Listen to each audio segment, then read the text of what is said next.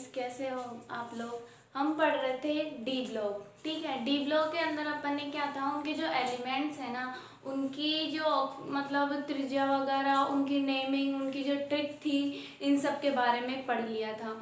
आज अपन D block के अंदर क्या पढ़ते हैं, उनकी जो प्रॉपर्टीज है, उनके जो गुण हैं उनके एलिमेंट्स के, वो पढ़ते हैं कि डी ब्लॉक के तत्वों के अंदर क्या क्या गुण होते हैं। तो डी ब्लॉक के तत्वों के अंदर ये 8-9 गुण होते हैं, इनके बारे में पढ़ते हैं। क्योंकि ये जो है ना, एक थ्योरेटिकल क्वेश्चन आता है बड़ा, जिसके अंदर क्या आता है, ये पूरा पूछा जाता है कि प्रॉपर्टीज ऑफ एलिमेंट्स लिखिए डी ब्लॉक के, यानी कि डी ब्लॉक के तत्वों के क्या लिखिए, गुण लिखिए, इसके बारे में क्वेश्चन आ जाता है। ठीक है, तो अब अपन पढ़ते हैं। सबसे पहले टॉपिक बता रहा है धात्विक त्रिज्या। मैंने पहले भी पढ़ाया है, त्रिज्या हमेशा इंपॉर्टेंट रही है, और त्रिज्या वही है, टॉप टू बॉटम आने पर बढ़ेगी, लेफ्ट टू राइट जाने पर घटेगी। इसके बारे में कोई वो नहीं है कि त्रिज्या के बारे में और ज़्यादा एक्सप्लेन किया जाए यहाँ पे। ठीक है, त्रिज्या वही है पहले जैसी। ठीक है, अब अपन सेकंड बात करते हैं यहाँ पे घनत्व की। देखिएगा, जो घनत्व होता है, सबसे पहली बात होती है कि घनत्व क्या होता है। घनत्व को अपन इंग्लिश में बोलते हैं डेंसिटी। डेंसिटी का मतलब होता है घनेपन का माप, जिसे बोल सकते हैं, क्या बोल सकते हैं,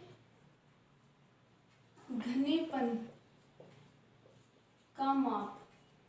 घनेपन का माप समझ रहे हो, किसी इकाई के अंदर अपन द्रव्यमान निकालते हैं, यानी कि उसकी जो कोई संरचना होती है ना, उसका जो मतलब बहुत सारी चीजों को मिलाते हैं अपन, यानी कि उसका घनापन बता रहा है, यानी कि उसके बारे में बता रहा है। अब घनत्व होता है जो डी ब्लॉक के एलिमेंट्स का बढ़ता है या घटता है। यहाँ पे जो घनत्व होता है ना, वो बढ़ता है। क्यों? क्योंकि घनत्व कब बढ़ता है, पहली बात, घनत्व किस किस पर डिपेंड करता है। घनत्व एक तो त्रिज्या पर डिपेंड करता है। ठीक है, फर्स्ट तो त्रिज्या पर डिपेंड करता है घनत्व। सेकंड, त्रिज्या किस पर डिपेंड करता है, ये क्रिस्टलीय संरचना पर।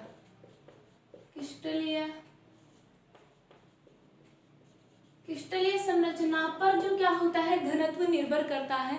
क्यों? क्योंकि क्रिस्टलीय संरचना भी क्या होती है, वो एक समूह होता है। ठीक है, तो घनत्व क्या होता है, डी ब्लॉक के एलिमेंट्स की जो डेंसिटी है वो क्या होती है, उच्च होती है। ठीक है, यानी कि इनका क्या होता है, परमाणु भार उच्च होने के कारण इनका घनत्व भी उच्च हो सकता है, ये अपन बोल सकते हैं। ठीक है, यहाँ पर घनत्व की बात हो गई।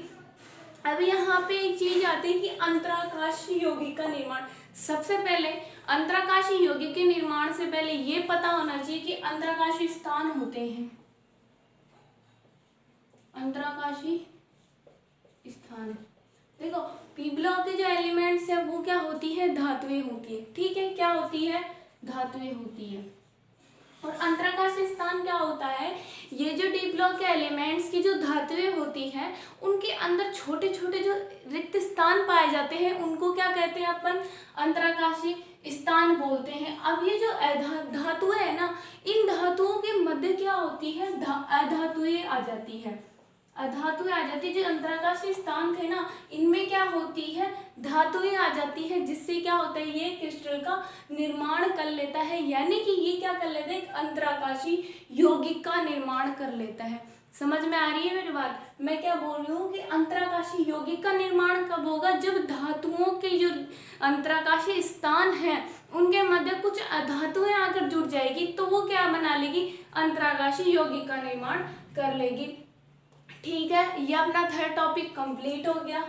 अब अपन बात करते हैं गलनांक की।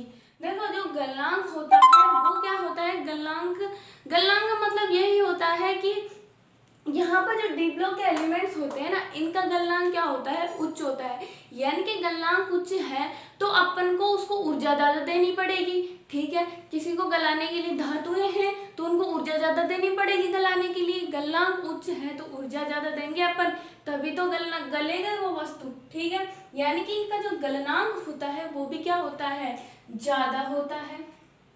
ये बात समझ में आ गई। ठीक है, अब यहाँ पे ये जो टॉपिक है ना, संकुल यौगिक। संकुल यौगिक बहुत ज़्यादा इंपॉर्टेंट है। संकुल यौगिक क्या होता है, संकुल यौगिक में सबसे पहले एक चीज समझना, लिगेंड। लिगेंड होता है। लिगेंड क्या होता है, संकुल का मतलब होता है कॉम्प्लेक्स। ठीक है, संकुल यौगिक यानी कि कॉम्प्लेक्स होता है संकुल। इसमें क्या होता है, लिगेंड होता है। लिगेंड क्या होता है, परमाणुओं का जो समूह होता है ना, परमाणुओं का समूह होता है लिगेंड, जिसमें क्या होता है, लिगेंड हमेशा क्या करता है, इलेक्ट्रॉन त्यागता है, यानी कि इलेक्ट्रॉन का क्या होता है, दाता होता है। तो जो सेंट्रल एटम होता है ना, जैसे कि NH3 हो गया, NH3 क्या है यहाँ पे, नाइट्रोजन सेंट्रल एटम है। तो जो सेंट्रल एटम होता है ना, वो क्या कर लेता है, जब ये इलेक्ट्रॉन त्याग देता है ना, तो उस सेंट्रल एटम को अपनी ओर आकर्षित कर लेता है, यानी कि जो सेंट्रल एटम है वो लिगेंड को क्या करता है, अपनी तरफ खींच लेता है। ठीक है, लिगेंड की बात हो गई। इलेक्ट्रॉन दाता होता है और समूह होता है। तो ये जो समूह होते हैं ना, ये जो लिगेंड क्या करते हैं, उपसह संयोजक बंध बनाते हैं, और ये जो बंध बनाकर किसका निर्माण कर लेते हैं, एक संकुल का निर्माण कर लेते हैं। संकुल का मतलब होता है कॉम्प्लेक्स। कॉम्प्लेक्स क्या होता है, अलग अलग, एक से एक अलग अलग चीजों का जो समूह होता है, अपन कॉम्प्लेक्स होते हैं, जैसे शोरूम वगैरह होते हैं, कॉम्प्लेक्स ही होते हैं एक तरीके से, वैसे ही ये कॉम्प्लेक्स होते हैं। कॉम्प्लेक्स क्या होते हैं, जो लिगेंड होते हैं वो मिलकर क्या होते हैं, उपसह संयोजक बंध बनाते हैं और किसका निर्माण करते हैं, कॉम्प्लेक्स का निर्माण करते हैं। समझ में आ गई ये बात, कॉम्प्लेक्स कंपाउंड्स का निर्माण करते हैं। ओके, संकुल यौगिकों का, यहाँ तक बात समझ में आ गई। अब बात है छठा, उत्प्रेरकीय गुण क्या होता है। देखो, अपन कोई भी अभिक्रिया पढ़ते हैं, उसके अंदर अपन डालते हैं कि कोई भी अपन उत्प्रेरक डालते हैं, जो क्या करता है, अपना अभिक्रिया के वेग को बढ़ा देता है या फिर परिवर्तित कर देता है, ये बोल सकते हैं। उत्प्रेरक क्या करता है, हमेशा अभिक्रिया के वेग को परिवर्तित कर देता है। ये क्या करता है, अभिक्रिया के वेग को परिवर्तित, अभिक्रिया के वेग को परिवर्तित कर देता है उत्प्रेरक। समझ में आ गई बात। अब अभिक्रिया के वेग को उत्प्रेरक परिवर्तित करता है, तो जो उत्प्रेरकीय जो गुण है ना, वो डी ब्लॉक के एलिमेंट्स में भी पाए जाते हैं। यानी कि जैसे कि मान लो, जैसे निकल है, निकल है, जैसे कि एक होता है ऑस्टवर्ड प्रक्रम, ऑस्टवर्ड प्रक्रम होता है, जिसके अंदर क्या होता है, जो निकल होता है ना, उसको उत्प्रेरक के रूप में अपन क्या करते हैं, काम में लेते हैं। उत्प्रेरक के रूप में अपन काम लेते हैं, इसका मतलब मैं बोल सकती हूँ कि जो डी ब्लॉक एलिमेंट्स है ना, वो उत्प्रेरकीय गुण दर्शाते हैं। ये भी एक तरीके से इसका गुण ही हो गया ना, उत्प्रेरकीय गुण दर्शाते हैं। यानी कि क्या करते हैं, ये डी ब्लॉक के एलिमेंट्स को उत्प्रेरक के रूप में जब हम काम लेते हैं, तो अभिक्रिया के वेग को परिवर्तित कर देते हैं। ठीक है, यही ये इनमें क्या कहलाएगा, उत्प्रेरकीय गुण कहलाएगा। समझ में आ गई बात। अब बात यहाँ पे है एक चुंबकीय गुण। चुंबकीय गुण क्या होता है, चुंबकीय गुण में एक चीज होती है, एक होता है प्रतिचुंबकीय,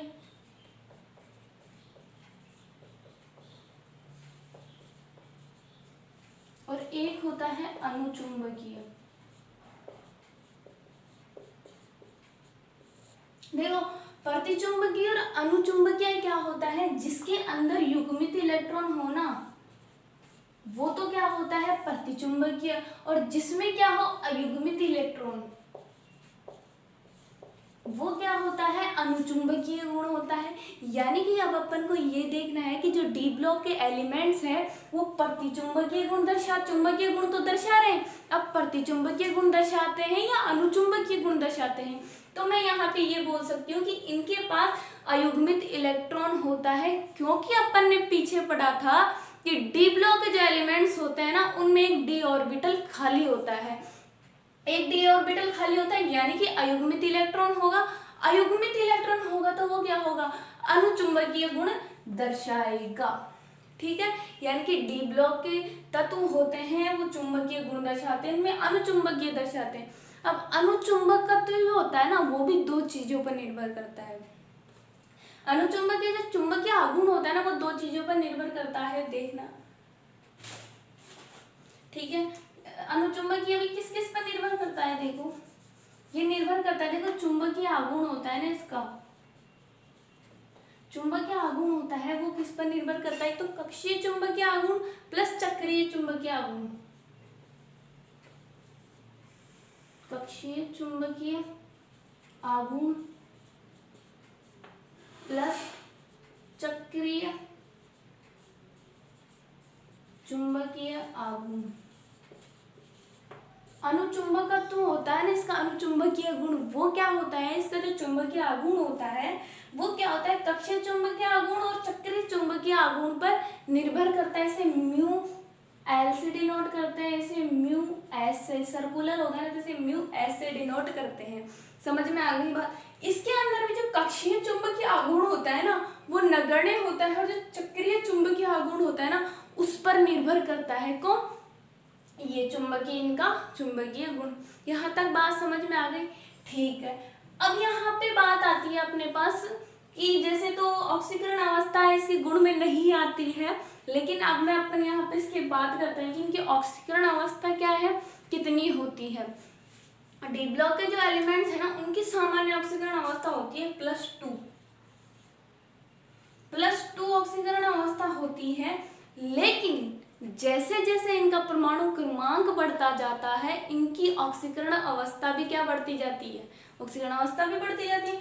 +2 हो जाएगी, +4, +3 भी हो जाती है, +6, +8, यानी कि इनकी ऑक्सीकरण अवस्था क्या होती है, बढ़ती जाती है। जैसे जैसे इनकी क्या बढ़ती है, ऑक्सीकरण अवस्था बढ़ती है, इनका क्या बढ़ जाता है, ऑक्सीकरण अवस्था बढ़ जाती है। परमाणु क्रमांक बढ़ता है, तो ऑक्सीकरण अवस्था बढ़ती जाती है। ये क्या कहलाता है, इनकी ऑक्सीकरण अवस्था के बारे में आपने बात कर ली। ठीक है, अब यहाँ पे अपन बात करते हैं किसकी, इनकी धात्विक प्रकृति की। धात्विक प्रकृति की बात करते हैं तो ये है कि जो डी ब्लॉक के एलिमेंट्स है ना वो धात्विक प्रकृति दर्शाते हैं। जितने ज्यादा उनमें अयुग्मित इलेक्ट्रॉन उपस्थित होंगे, क्या, जितने ज्यादा अयुग्मित इलेक्ट्रॉन प्रेजेंट होंगे वो उतना ही ज्यादा धात्विक गुण दर्शाएगा।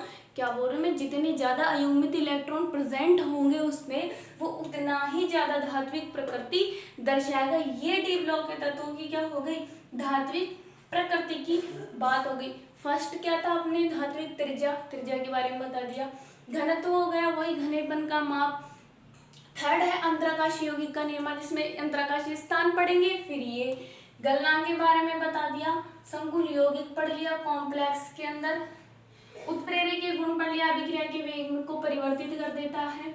चुंबकीय गुण पढ़ लिया जो किस पर निर्भर करता है, चुंबकीय आघूर्ण है ना, चुंबकीय आघूर्ण, कक्षीय चुंबकीय आघूर्ण और चक्रीय चुंबकीय आघूर्ण पर निर्भर करता है। इसे म्यू एल और म्यू एस से डिनोट करते हैं। ठीक है, 8वां अपने पास ऑक्सीकरण अवस्था पढ़ ली, +2 होती है इसकी सामान्य ऑक्सीकरण अवस्था। 9वां है इनकी धात्विक प्रकृति। ठीक है, धात्विक प्रकृति के बारे में बता दिया।